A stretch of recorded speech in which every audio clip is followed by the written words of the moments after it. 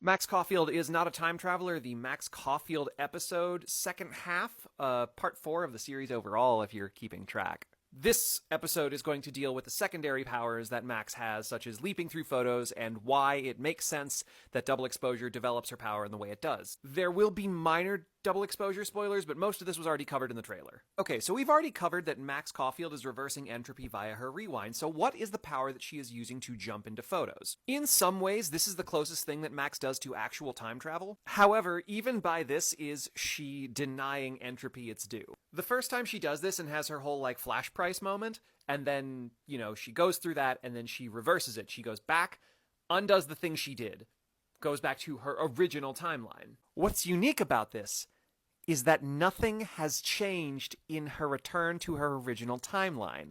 Time travel is impossible, sure. Accepting that it is in this case, returning to the original timeline after you have changed an event in the past is functionally impossible because of entropy. You cracked the teacup just by going there and changing events from your initial timeline. You can put the piece back in the teacup, but you cannot undo the crack. And yet, Max Caulfield.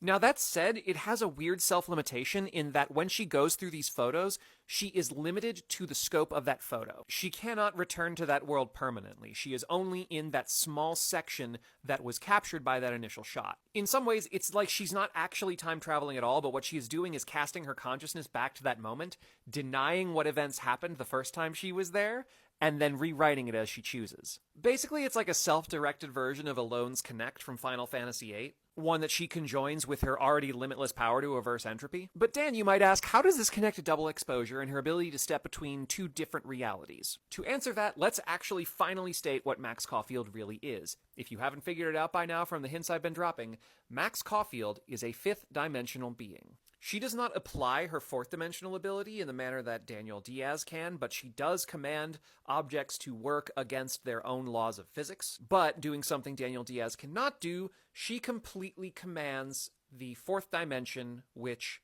in this case is time. Now, if you're a fan of DC Comics like I am, fifth-dimensional beings like Mr. Mxyzptlk basically seem to conjure things out of thin air. They do this by fundamentally choosing to manipulate and alter the four dimensions of that object.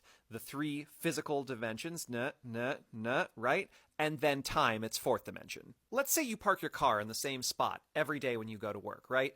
That three-dimensional coordinate set will always be the same no matter what. Day in, day out, you'll park in that same three dimensions. However, the fourth dimension will be constantly increasing, right? If I go on Monday, that's one value.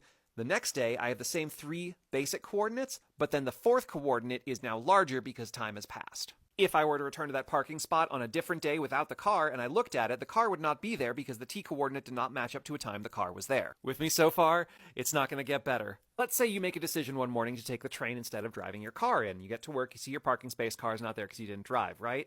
Well, what if you hadn't made that decision? What if your decision was to drive in like normal? That choice now split into two separate realities, one in which you drove and one in which you took the train. And if you look at that spot at the same four coordinates, XYZ, your location, and T for time, at the exact same time, that would in one reality have a car, and in one reality not have a car. Now imagine that you were a fifth-dimensional being with some control over the dimension that you exist in, and you were able to perceive these two realities layered on top of each other from the split of this choice. You don't have full grasp and control over these different realities, you're not a sixth-dimensional being, whatever the fuck that might mean, but you do have some control over it. Much in the same way that you or I, three-dimensional beings, can interact with other three-dimensional objects as long as we abide by the rules of physics that exist in this dimension. As a three-dimensional being, I can't move a 5-ton object because of the laws of physics. If I were a fourth-dimensional being, I could. If I'm a fifth-dimensional being, I can do all of that downward.